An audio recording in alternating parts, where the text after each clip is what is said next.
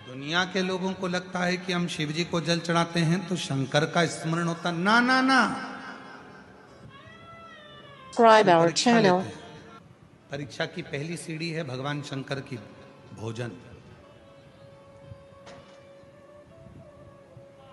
परीक्षा की पहली सीढ़ी है भगवान शंकर की भोजन। ध्यान रखना इस बात के लिए।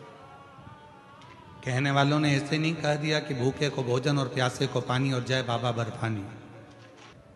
रुद्राक्ष महोत्सव सीहोर में होता है। दूर दूर से लोग आते हैं। लोग कोई चाय पिलाता है, कोई भंडारा चलाता है, कोई पोहा बांटता है, कोई आइसक्रीम बांटता है, कोई पानी बांटता है। अभी भुसावल में कथा चल रही है। मां ताप्ती के तट पर भुसावल की पवित्र भूमि पर ये पवित्र कथा महाराष्ट्र की पवित्र धरा पर चल रही है। आज कथा का दूसरा दिवस है। हम रास्ते में से आते आते देख रहे थे कोई पानी की बोतल बांट रहा है, कोई पानी का पाउच बांट रहा है, कोई टंके में पानी भर लिया गिलास से पानी पिला रहा है।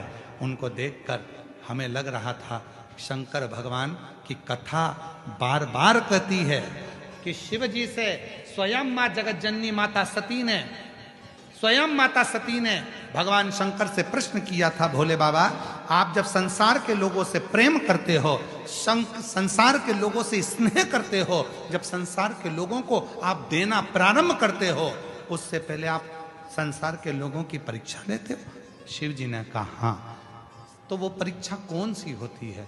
तब भगवान शंकर ने कहा वो पहली परीक्षा है, मैं भूखे का रूप धरकर, एक भिक्षुक का रूप धरकर, प्यासा बनकर, भूखा बनकर, एक सन्यासी बनकर, एक भिक्षुक बनकर, किसी शंकर का जो भक्त होता है, शिव का जो उपासक होता है, उससे पेट भरने के लिए अन्न मांगता हूँ, भोजन मांगता हूँ, पीने को पानी मांगता हूँ। मैं देखता हूँ वो मेरा हुआ कि नहीं। धन नहीं,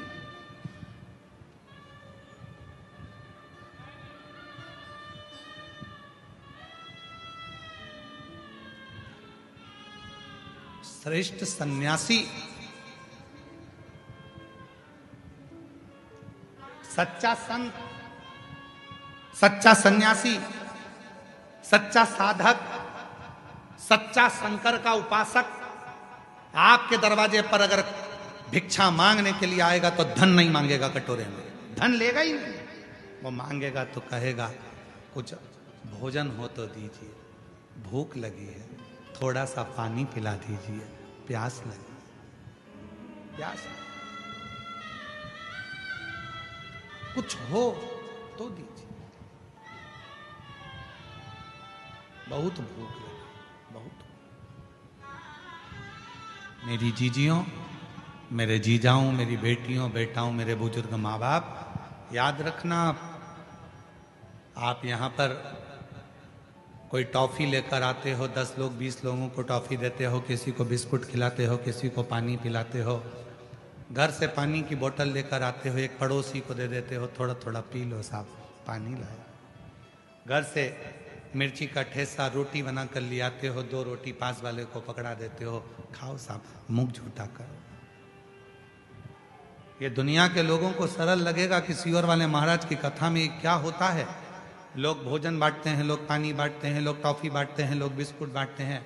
पर यदि शिव महापुराण की विद्येश्वर संहिता को, गीता प्रेस गोरखपुर की शिव पुराण लेकर आओ, उसकी विद्येश्वर संहिता पढ़ो, उसकी उमा संहिता पढ़ो, उसकी कुमार खंड पढ़ो, उसमें एक एक शब्द में आपको मिलेगा कि शंकर भगवान, जब शिव महापुराण की कथा चलती है, 7 दिन तक मेरा शंकर ना जाने किस रूप में तुम्हारा अन्न जल ग्रहण करता है और तुम्हारे भंडार भरना प्रारंभ कर देता है। ना जाने किस रूप में आता है। भूख लगी है, वो पैसा नहीं मांगेगा, वो तुमसे धन नहीं लेगा, वो पैसा चाहिए ही नहीं उसको। पानी पिला दीजिए, भूख लगी है, कुछ है क्या तुम्हारे पास, कुछ खिला दीजिए।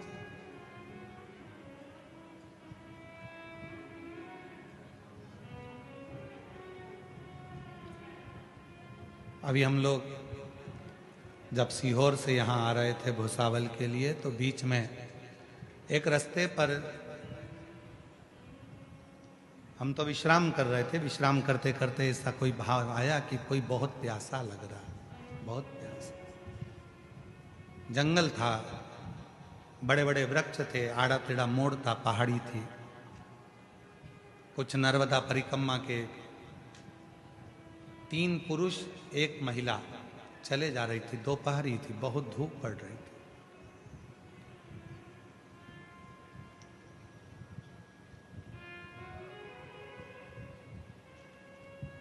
हमने सुनील से कहा कि गाड़ी को थोड़ा सा कहीं साइड लगाओ, ऐसा लग रहा है कि कोई यहाँ पर प्यासा है, किसी को भूख लग रही है या प्यास लग रही है।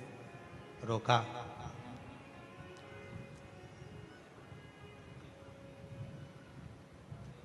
कोई